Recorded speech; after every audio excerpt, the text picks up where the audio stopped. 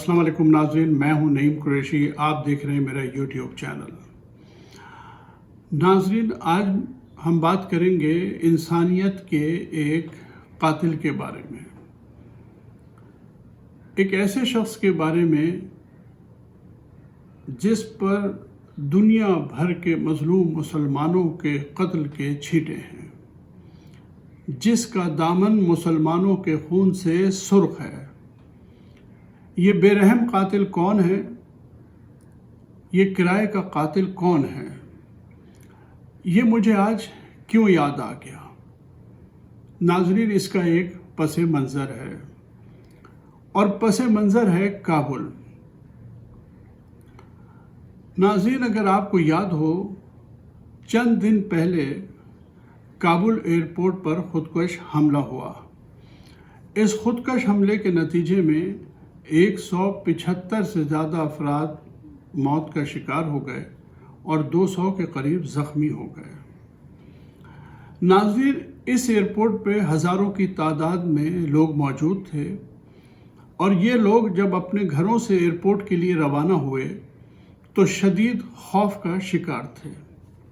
انہیں یہ خوف لاحق تھا کہ معلوم نہیں کہ وہ محفوظ طریقے سے ایئرپورٹ پہنچ سکیں گے یا نہیں، یا کسی اندھی گولی کا شکار ہو جائیں گے۔ وہ اس خوف کا شکار تھے کہ جب وہ ایئرپورٹ پر پہنچ جائیں گے تو کیا انہیں کسی جہاز میں کوئی سیٹ مل جائے گی تاکہ وہ دوبارہ اپنے عزیزوں، اپنے پیاروں سے مل سکیں اور اپنی زندگی کو محفوظ کر سکیں۔ انہیں اس بات کا خوف تھا کہ اگر وہ ایئرپورٹ پہنچتے ہیں اور انہیں سیٹ نہیں ملتی، 3-4 دن انہیں قیام کرنا پڑتا ہے، تو ان کی بھوک پیاس کا کیا ہوگا، کیونکہ ایئرپورٹ پر اشیاء کی قلت ہونے لگی تھی۔ وہ اس بات کا بھی خوف کا شکار تھے کہ اگر 31 اگست تک انہیں فلائٹ نہ ملی اور طالبان نے انخلا پر پابندی لگا دی تو ان کا کیا ہوگا۔ وہ اس خوف کے عالم میں ایئرپورٹ پر موجود تھے کہ اچانک ایک خودکش حملہ ہوتا ہے اور سینکڑوں لوگ موت کا شکار ہو جاتے ہیں۔ ناظرین، اس ماحول میں جب کابل ایئرپورٹ پر دھماکہ ہوا، لوگ موت کا شکار ہوئے، زخمی ہوئے، اور ہر طرف چیخ و پکار مچ گئی، لوگ زندگی بچانے کے لیے دوڑنے لگے، تو ہم آپ کو کابل ایئرپورٹ پر ایک لمحے کے لیے چھوڑتے ہیں۔ میں اس قاتل کا ذکر کرنے والا ہوں، لیکن قاتل کے ذکر سے پہلے میں آپ کو تاریخ کے کچھ ظالم یاد دلاتا ہوں۔ ناظرین، اگر آپ کو یاد ہو، چنگیز خان کے بارے میں ہم نے تاریخ میں پڑھا اور سنا ہے کہ اس نے جنگوں کے دوران 2 کروڑ افراد کو بے رحمی سے قتل کر دیا تھا۔ چنگیز خان کے بعد اس کا پوتا ہلاکو خان، جس نے بغداد پر حملہ کیا اور بغداد کی اینٹ سے اینٹ بچا دی اور ہزاروں لوگوں کو تہہ تیغ کر دیا۔ ہلاکو خان کے بعد ہم تیمور لنگ کے بارے میں پڑھتے ہیں، جس نے 54 علاقوں کو فتح کیا، اور جس شہر کو بھی وہ فتح کرتا تھا وہاں کی پوری آبادی کو قتل کرنا اپنا فرض سمجھتا تھا اور شہر کو آگ بھی لگا دیتا تھا۔ تیمور لنگ نے کئی دفعہ کھوپڑیوں کے مینار بنائے۔ اس کے بعد ظالموں کی فہرست میں ہم نے پڑھا کہ سلطنت مغلیہ کے بادشاہ کس طرح ایک دوسرے کے بیٹوں کو قتل کرتے رہے۔ پھر ہم نے سلطنت عثمانیہ میں دیکھا کہ ایک سلطان نے اپنے 19 بھائیوں کو قتل کر دیا۔ آپ کو یقین نہیں آئے گا، لیکن ظلم کرنے والے کبھی کچھ نہیں سوچتے۔ لیکن ناظرین، ہمیں معلوم نہیں تھا کہ 21ویں صدی کے اس دور میں جب انسان علم کی رفتوں کو چھو رہا ہے، ہم اس طرح کے ایک ظالم انسان کو اپنے سامنے دیکھیں گے۔ یہ ظالم شخص کون ہے اور یہ کیا ظلم کر رہا ہے جس کی بنا پر ہمیں اتنے بڑے بڑے ظالم یاد آ گئے؟ ناظرین، یہ شخص امریکہ میں رہتا ہے، اور یہ شخص اپنے چارٹرڈ طیاروں کے ذریعے لوگوں کا انخلا کر رہا ہے افغانستان کابل سے۔ اس وقت جب ساری انسانیت اس بات کے لیے پریشان تھی کہ لوگ اطمینان و سکون سے اپنے گھروں کو چلے جائیں، محفوظ ہو جائیں، یہ شخص اس وقت بھی پیسے بنا رہا تھا، ڈالرز بنا رہا تھا۔ جب لوگ اس خوف کے عالم میں کابل ایئرپورٹ پر موجود تھے اور دھماکے کے بعد پریشان تھے تو یہ فی آدمی $6,500 ایک سیٹ کے طلب کر رہا تھا لوگوں سے۔ گویا اگر ایک خاندان کے 4 افراد ہیں تو یہ $26,000 طلب کر رہا تھا، جو کہ پاکستانی 43 لاکھ روپے بنتے ہیں۔ ناظرین، اس شخص کو انسانی زندگی سے زیادہ ڈالروں سے پیار ہے اور یہ ڈالرز چاہتا تھا۔ ناظرین، دولت کے اس پجاری کا نام ہے ایرک پرنس۔ یہ امریکہ کی بدنام زمانہ تنظیم بلیک واٹر کا سربراہ اور خالق ہے۔ اس نے 1997 میں اس تنظیم کی بنیاد امریکہ کے شہر نارتھ کیرولینا میں رکھی۔ 1998 میں امریکہ کا سب سے بڑا ٹریننگ سینٹر بنایا اور اس ٹریننگ سینٹر میں اس نے مختلف انٹیلیجنس ایجنسیز کے سابق عہدیدار، CIA کے سابق عہدیدار اور سابق فوجیوں کی ایک بڑی تعداد کو بھرتی کیا اور انہیں کمانڈوز کی ٹریننگ دی۔ گویا ایک پرائیویٹ فوج تشکیل دے دی اور اپنے آپ کو ایک سیکورٹی ایجنسی کے طور پہ متعارف کرایا اور اپنی خدمات امریکی حکومت کو پیش کر دی۔ امریکی حکومت نے اس کی خدمات سب سے پہلے 2003 میں عراق جنگ کے دوران حاصل کی۔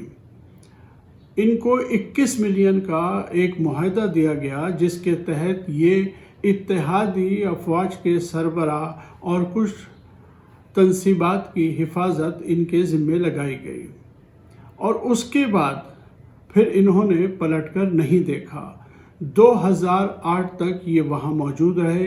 اس 5 سال کے دوران میں یہ نہ صرف امریکی سفارت خانے کی حفاظت کرتے رہے، امریکی سفارتکاروں کی حفاظت کرتے رہے، بلکہ یہ امریکی فوج کے شانہ بشانہ اس جنگ کا حصہ بن گئے، اور پھر انہوں نے عراق میں ظلم کی ایک داستان رقم کی۔ ناظرین، آپ کے علم میں ہے کہ عراق جنگ کے دوران 4,60,000 عراقیوں کو ہلاک کیا گیا۔ اس میں بے تحاشا بچے بھی شامل تھے، بوڑھے بھی شامل تھے، اور اس پورے ظلم کا سب سے اہم نقطہ یہ ہے کہ جب جنگ ختم ہو گئی 2011 میں تو امریکہ اور برطانیہ نے یہ تسلیم کر لیا کہ ماس ڈسٹرکشن کے ویپنز وہاں موجود نہیں تھے، وہ محض ایک غلط فہمی تھی۔ لیکن اس غلط فہمی کے نتیجے میں 4,60,000 عراقیوں کو ان ظالموں نے موت کے گھاٹ اتار دیا، اور ان 5 سالوں میں بلیک واٹر جو ہے وہ ظلم کی ایک مشین بن گئی۔ انہوں نے بے تحاشا بے گناہوں کو قتل کیا، حتیٰ کہ 2007 میں بغداد کے ایک چوک میں انہوں نے 17 بے گناہ لوگوں کو قتل کر دیا۔ اس دوران میں ان پر بہت لعن طعن بھی ہوئی، ان پر مقدمات بھی قائم ہوئے، لیکن ایرک پرنس کا کچھ بھی نہ ہو سکا۔ وہ آج بھی ایک آزاد شہری کی حیثیت سے امریکہ میں موجود ہے۔ اس کے بعد ان کی خدمات امریکی CIA نے لیبیا میں حاصل کی۔ لیبیا میں کرنل قذافی کے خلاف سیاسی شورش برپا کروانا، اس کو اقتدار سے نکالنا اور پھر قتل کرنا، اس میں CIA نے بلیک واٹر کو استعمال کیا اور وہاں بھی یہ ایک مشن مکمل کر کے آئے۔ لیبیا کے بعد تیسرے مسلمان ملک کے لیے امریکہ نے ان کی خدمات حاصل کی۔ جیسے ہی افغان جنگ شروع ہوئی، افغانستان پہ امریکہ نے حملہ کیا، فوراً ہی ایرک پرنس نے افغانستان کا دورہ کیا، اور اسی طرح عراق اور لیبیا کی طرح یہ امریکی فوج کے شانہ بشانہ افغان جنگ کا بھی حصہ بن گئے۔ ناظرین، اگر آپ کو یاد ہو، پچھلی ویڈیو میں نے آپ کو بتایا تھا کہ افغان جنگ میں 2500 امریکی فوجی ہلاک ہوئے اور 4000 کانٹریکٹر ہلاک ہوئے۔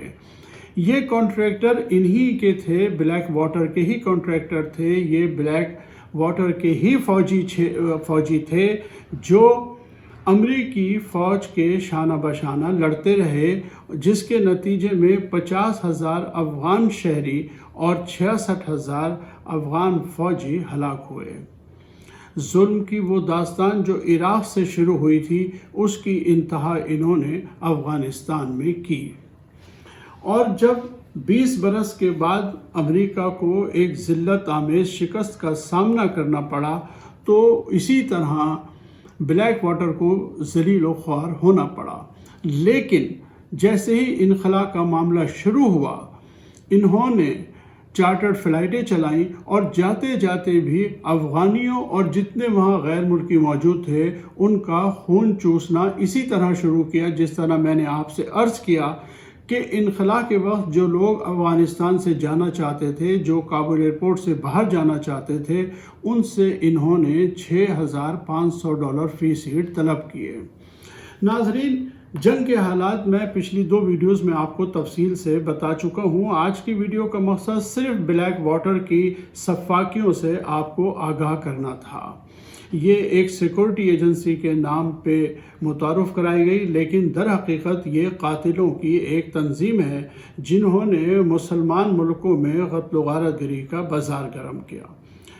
چائنا کی واحد حکومت ہے جس نے یہ مطالبہ کیا ہے کہ افغانستان کے جنگ کے دوران جنگی جرائم جنہوں نے کیے ہیں ان کے خلاف ایک کمیشن بنایا جائے اور ان پر مقدمہ چلایا جائے۔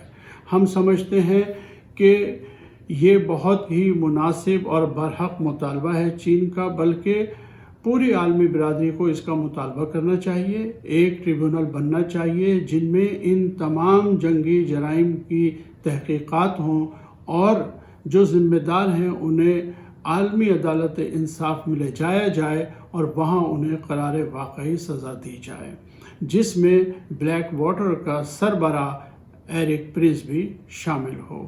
ناظرین، آج تک کے لیے اتنا ہی۔ اگلی ویڈیو تک کے لیے اجازت دیجیے۔ اللہ حافظ۔